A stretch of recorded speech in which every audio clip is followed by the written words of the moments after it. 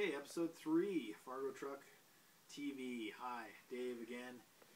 We'll just talk very little bit about some of the basic layout stuff. If you haven't done a lot of hot rod work, maybe you don't realize that a lot of the challenges that come with it are things like pedals. In the old original ones, if you look at a video on YouTube of one of these trucks, originally the pedals go through the floor, not through the firewall.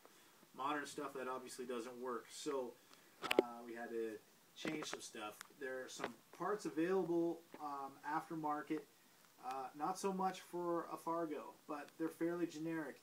So I've used a pedal bracket assembly that was made for, I believe, a 50s Ford truck. And that makes it so you can mount the master cylinder on the firewall instead of down on the frame under the floor. And if we look here, we can see that that is how it is.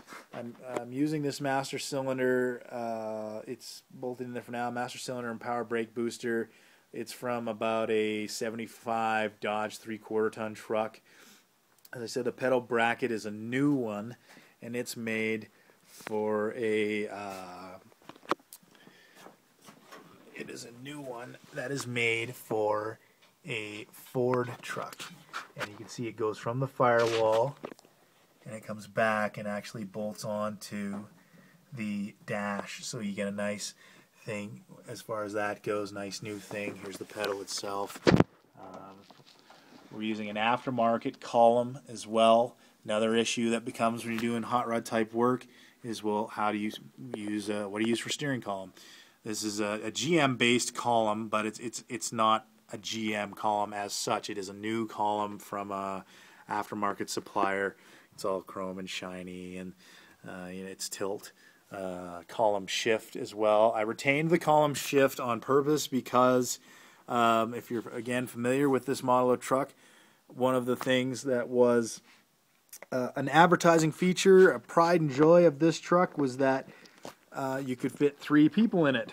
The brochures show 3 workers sitting across the cab because the cab was bigger than the 47 and early model. They started this body style in 48, and you can in fact fit 3 people on the bench seat in there.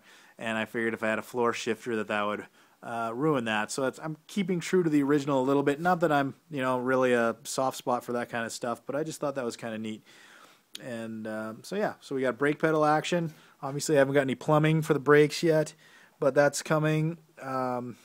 As for sticking with the brake topic, on the rear I've got drums. They're 11-inch drums from Dodge van.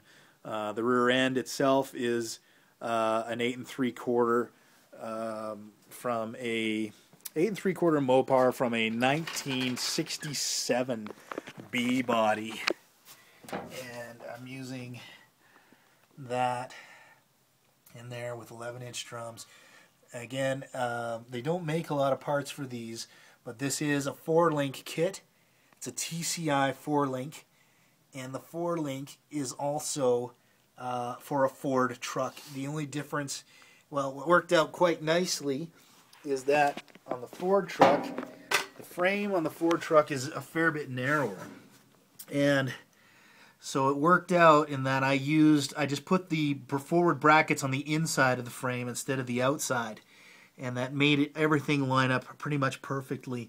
So the 4-link kit is a TCI for a 50s Ford truck. And there's my 8 3/4. We're using 323 gears. This truck is not going to be a race truck. It is more of a cruiser type of a thing. It will be big block powered. We'll get to that later on. But yeah, so stay tuned.